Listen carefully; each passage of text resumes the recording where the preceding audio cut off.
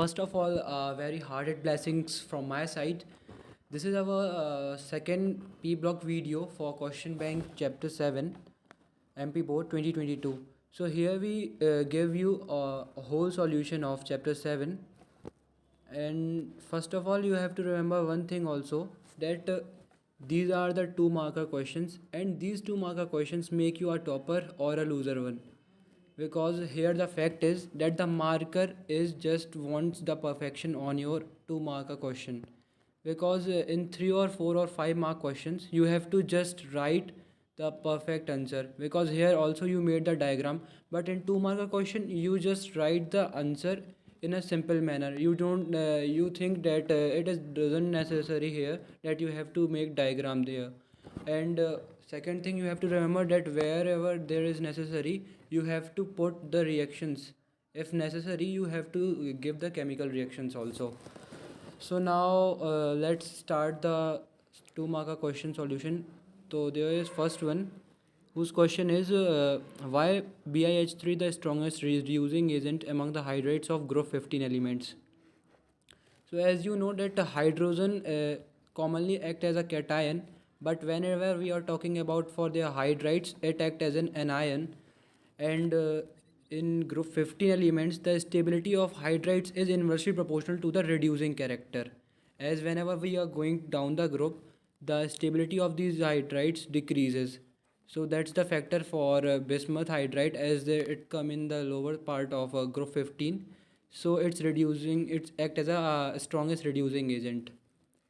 Second one question there is, why N2 is less reactive at room temperature. So simply here a N2 atom has a triple bond between the 2 atoms, and which are highly having high van der Waals forces. That's why we cannot break it easily. So we can say that it can act as a gas in room temperature. Third one, describe the conditions required to increase the yield of ammonia. So here I mention what's the conditions for which we can maximize the yield of ammonia. Fourth one, order of thermability of hydrates of group 16 elements. So this is the order you can write here. Fifth one, why is H2 a liquid and H2S as a gas?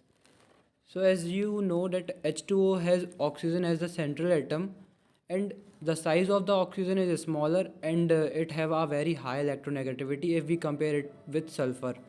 Therefore it's extensive hydrogen bonding in H2O, as in H2O there is a hydrogen bonding, and hydrogen bonding is absent in H2S. That's why the molecules in H2O is held very highly together, but in H2S the molecules are not binded with a high van der Waals forces. That's why H2 exists as a liquid while H2S as a gas. Sixth one, why does O3 act as a strong oxidizing agent, and why is HCl more active than? Here sixth one is just right here due to the weaker bonding between them, and 7 1 is you just write and understand what the question is trying to say with you.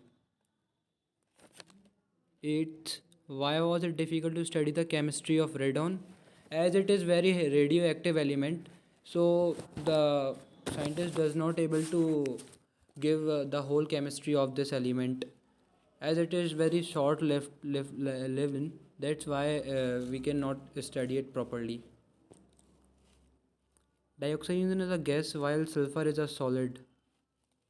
Here we are talking for 9th question. So as oxygen forms a pi bond as in double bond, the intermolecular forces are weak van der Waals forces. Hence oxygen is a gas, whereas sulfur does not form stable pi bonds and does not access S2 molecule. As here uh, the oxygen forms pi bonds, and as sulfur does not form pi bonds.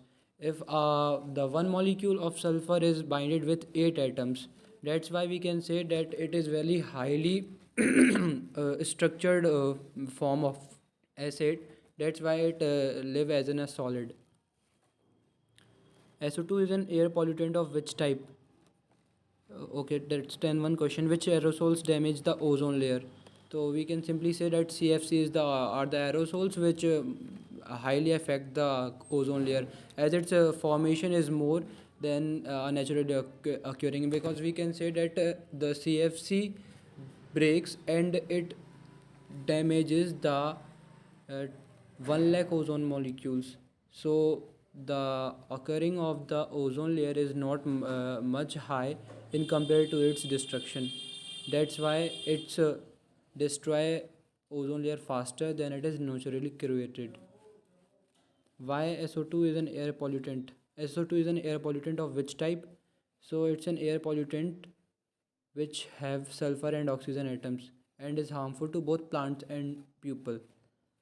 So here we mention up the reactions. So if you want more numbers, then you have to give the perfect answer in it. As here I mentioned the reaction, so you also remember it. Why are halogens are a strong oxidizing agent?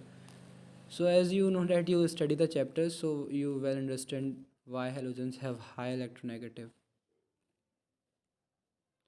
Why are the atomic sizes of noble gases relatively large? So simply the noble gases are having inertness and having complete octets. So as it have a complete octet, so whenever if we talking about the xenon, so in the valence shell there are a lot of electrons, and these are electrons having suffering with repulsion. So that's why they just try to move out from its valence shell. So this is the main reason of the increasement in the atomic size of the noble gases. Why is the boiling point of HCl less than that of HF?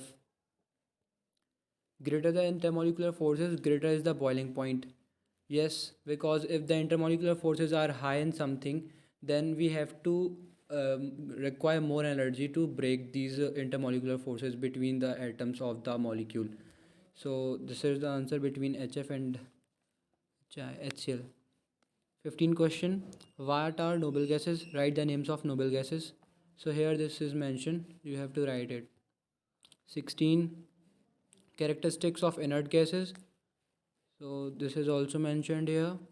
17.1. Why are electron affinity of inert gases 0? So this is just a simple question, as the octet are complete, and if they have no valence area that to take electron or to give electron, so we can say that its electron affinity is tends to 0. The 18.1 question, this question I will give you the answer in Telegram, so just you have to join it and then you got the answer. 19. Discuss the place of inert gases in the periodic table.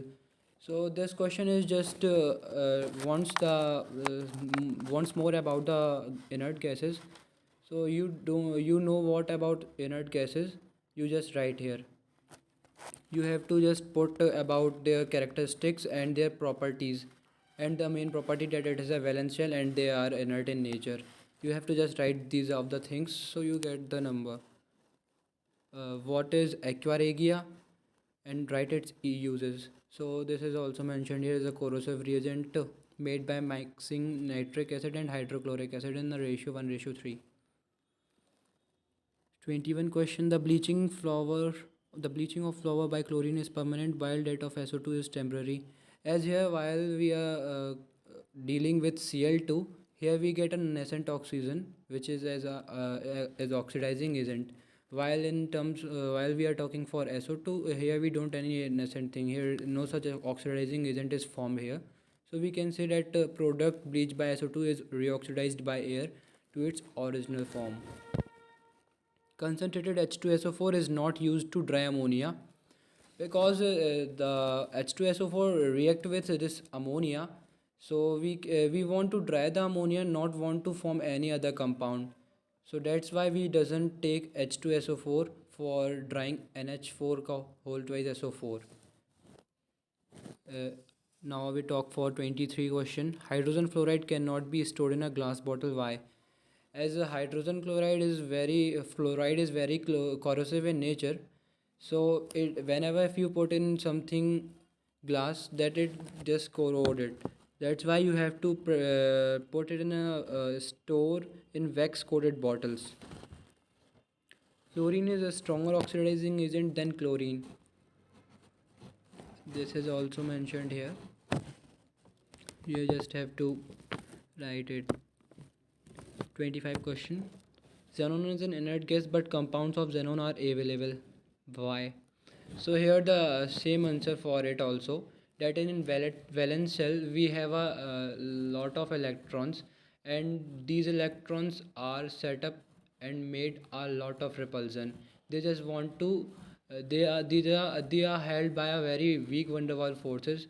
That's why the other compounds, that's why the other elements get react with it and form a compound. So that's the main reason that why xenon is form chemical compounds. So now your question bank is completely solved. So write it and get more and more numbers, as 2 marker questions is the most important questions. Remember it. This is the point what I am saying with you. So thanks for watching this video, and with this quote, every day is a good day to learn. Have a good day. Bye.